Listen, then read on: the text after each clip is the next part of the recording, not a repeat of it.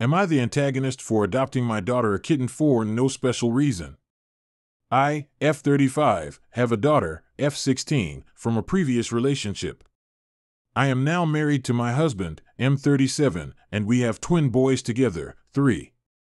We have a cat who is 10 years old, which is a family pet, but for a few years now my daughter has been begging to get her own cat/kitten that knows it's hers.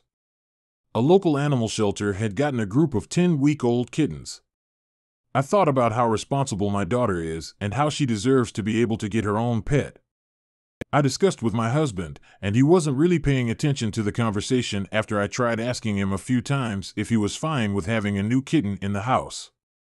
So I gave up and surprised my daughter by taking her to the shelter. She ended up having a great connection with one of the kittens, so we got it. I paid the adoption fees, but my daughter from here on out is going to be paying for the cat since she has a job. We came home, my daughter had the biggest smile on her face, but as soon as we walked in, my husband got upset asking why I got her a cat now and that it isn't her birthday or anything. I said, well, she has been wanting her own cat for a while, and I thought this was a great opportunity to finally let her get one. He said I should have waited until her birthday, which is in February, and that at this point I should have gotten a kitten for the boys too. I explained that my daughter would be paying for it and the boys are toddlers, so even though I would love to get them a pet, they wouldn't even understand it. My husband said I shouldn't have bought her something like a cat randomly, and he hasn't been talking to me, and it has been 3 days. So am I the antagonist? He hasn't been talking to me, and it has been 3 days. There's your answer right there. He's a grade 1 asshole. That's not how adults behave. He's angry because he doesn't want you doing anything nice for a child that isn't his. NTA. You don't get 3 Yo's kittens. I don't know what your husband is thinking, but I'd be concerned that he's not treating your daughter respectfully in your household. NTA gifts just because, no special day at all, are the most satisfactory gifts in my experience. And 3-year-olds are too young for any pet. It sounds like you did something special for your daughter. Your husband shouldn't be upset by that at all. I wouldn't trust a 3-year-old to look after a plant, let alone a cat. Your husband should take a look at himself if he thinks it's so terrible to do something nice randomly for your daughter. Am I the antagonist for letting myself into my ex's apartment while his girlfriend was there and having her kicked out? I own an apartment with my ex, and until our divorce is finalized, it's both of ours. I had to leave a lot of my stuff in the apartment when I first moved out, and I haven't been back to collect my things because I didn't want to be in the apartment or anywhere near it/him in the beginning. Furthermore, I found out he was going to be abroad, so I told him I would be collecting some of my things while he was gone, and he said it was fine. I let myself in, and I wasn't expecting anybody to be there, but his girlfriend was. She freaked out when she saw me and started threatening to have me kicked out and accused me of breaking in. She wouldn't calm down or let me get my things even after I pointed out this was my apartment too, even if I no longer lived there. Furthermore, she tried to call my ex, but he never answered her call, and, in the end, I had her kicked out because she wouldn't let me get my stuff and was irritating me. My ex called me the day after to ask why I had kicked his girlfriend out and said I wasn't being very nice. We ended up fighting because he was being condescending. Am I the antagonist? NTA, but your ex is. Why wouldn't he tell her you were coming by to pick up your stuff? Why wouldn't he tell you she would be there? NTA, it is your apartment. Your ex didn't bother to mention that another woman would be there, which makes me wonder if he wanted this altercation to take place. NTA, but I wouldn't say his GF necessarily is either. She may very well not have known you owned the apartment, and if your ex didn't tell her you were coming, she may have genuinely been totally freaked out you were there and thought you broke in. Your ex is TA for likely not informing her you'd be by to get your stuff. You have every right to go into an apartment you own. Your ex should have been organized, knowing you were coming around. It sucks that your girlfriend gave you that response, but you were right to have her kicked out for acting that way. Am I the antagonist for not being supportive to a friend with a sick kid? Throwaway account. I am 44 female and I am a medical doctor. Because of my profession, friends frequently call me for all sorts of medical advice, which is annoying, but I do my best to advise them. I guess it comes with the profession. However, being a doctor, I have a very strong pro-vaccine viewpoint. I realize it has gotten unnecessarily political, but to me, it is simple science and history showing how many deadly diseases were eradicated by vaccination. One of my very good friends is anti-vax. Not aggressively, but she doesn't vaccinate her kids. We try to avoid the subject when we talk because we are still friends and I long discovered that I can't prove anything to her. Anyway, last night I was very tired after my shift, put my phone on silent and went to bed. This morning I wake up to 3 missed calls from her between 11 p.m. and 12 a.m. and a text, "Please call me."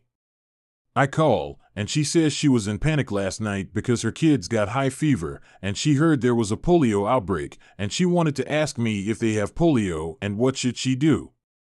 I just say, you need to vaccinate your kids so this doesn't happen. She says, but it is so scary to give them vaccines, and I said, well, getting polio is even scarier. Then she says, okay, but what if they already got it? What do I do? To which I said I have no clue. I thought it was eradicated because of vaccination, and we didn't have to worry about it anymore. I really don't know much about polio. Your best bet is to consult an infectious disease specialist.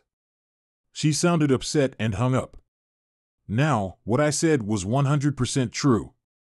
I really don't have a lot of knowledge about polio. But I feel like maybe my tone was a bit condescending, and maybe I was a bit of an talking to a scared mom like that. For what it's worth, from what she described, it sounded like her kids had a simple cold, maybe with a little fever, but she has a lot of anxiety and Googles stuff a lot. From a public health professional viewpoint, thank you for your hard work and not the a-hole. Polio is scary, polio is vaccine preventable, and as you are not an infectious disease provider, you told her where to get help. I think you were as gentle as you can be to her, considering she is still saying vaccines are scary while her child was sick from possibly polio. Your friend's fears and feelings matter more to her than her son getting a horrifying disease. You were as graceful as a person can be. NTA. You aren't a 24/7 DR to someone who doesn't believe in science. She should call her DR or go to ER. It may be Harris's, but if you can't believe in science, then OP can't help, and I'm sure OP is tired. NTA, just to tip, the doctors in my family respond to any question about medical matters with, yes, it sounds like you should check with your doctor about that. They never, ever offer medical advice. They have helped family interpret what another doctor has said, like when someone is in the hospital and a lot of medical jargon is floating around.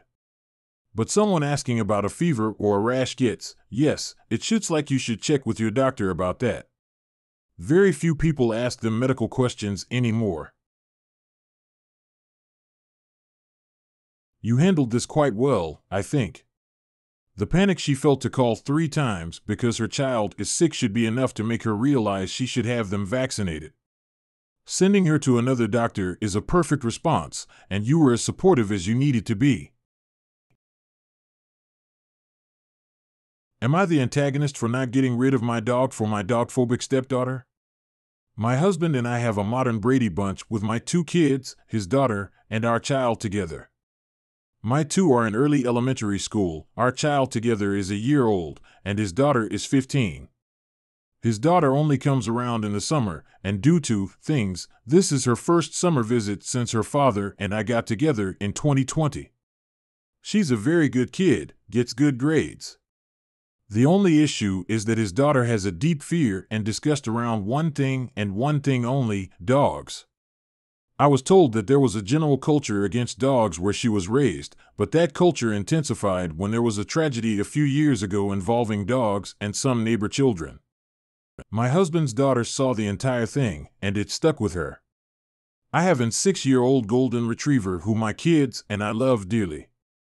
I was worried that it could be a problem, but my husband told me it wasn't a problem because it wasn't the same kind of dog and she could be polite about it. It took about 4 hours. The day she landed, we came home from dinner and then suddenly hear screaming coming from upstairs. It sounded like an emergency, so we rushed in, and it was because a few dog hairs had gotten on her clothes from Augie walking through the room. She spent hours freaking out over it. She ran everything she got through the wash 3 full times, using an entire container of OxyClean in the process, and deep cleaned the entire room. We obviously did everything possible to prevent Augie from going near her room after that and always kept the door closed, but it only got worse from there. She refused to sit on the living room furniture because it was dirty, obsessively vacuumed anywhere he could have been until I hid the vacuum, and jumped back and screamed any time that he could have gotten near her. It was very clear that something not good was going to happen if they continued living together, so we found an Airbnb down the street solely for her and split time there. It was incredibly expensive, but worked for the summer and allowed for some normal visit time. We absolutely cannot afford to do that again for 3 more summers. My husband now wants to get rid of the dog because he thinks it's unfair to his daughter to be kicked out of her home anyway, even if we did have the money. I will not get rid of Augie.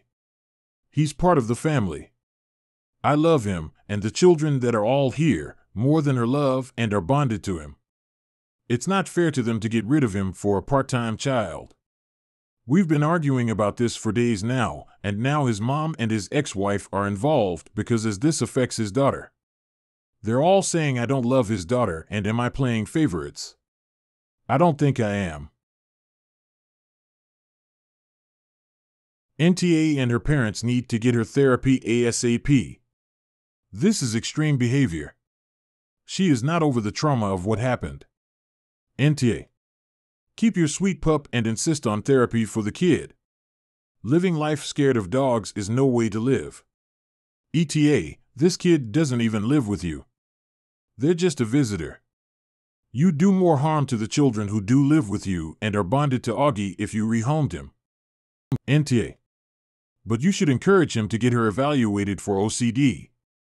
Being so disgusted by a pet that you have to vacuum constantly is not healthy or normal.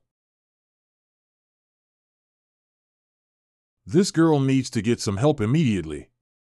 She has some past trauma that needs to be addressed sooner rather than later. The longer it waits to be addressed, the worse it will get. Do not get rid of your dog. You are exactly right. He is part of your family. Am I the antagonist for telling my roommate not to flatter herself because I would never date her? Throw away for anonymity because my school is on my main. Sorry for formatting, I'm on mobile. I, 18F, just started college and because I'm dorming, I needed to start chatting with my roommate. Our school lets us chat with our roommate via an app before we are living together. We exchanged Snapchats and continued to talk there. While on Snapchat, she made a joke about wanting to go to frat parties and to stay away from any guy that she might want to talk to. I replied that it wouldn't happen anyway because I'm not into men. She got really weird and said that she doesn't know how she feels living with a lesbos because she's never done it before. I told her, it's really not rocket science, it's like having any other roommate. She then said if you ever develop feelings for me, please don't tell me it'll make me uncomfortable. I told her please don't flatter yourself, I'd never date you let alone have feelings, so that won't be a problem. She then got defensive and said I was being rude and left my next message to read. Am I the antagonist? NTA. She's in college and used the term lesbo? That's special. NTA, as a bisexual woman, I definitely understand where you are coming from. Especially when you two know the bare minimum of each other. Straight women always make the conversation awkward, saying shit like you may like me or you may be into me, and it's always like... Always so quick to assume something that wasn't even a thought in my head. NTA. She's basically treating you like a sexual predator because you're gay. Needed to be put in her place. Her actions are quite homophobic, assuming because you are gay you would be into her. You put her in her place, and hopefully it is the last you hear of it.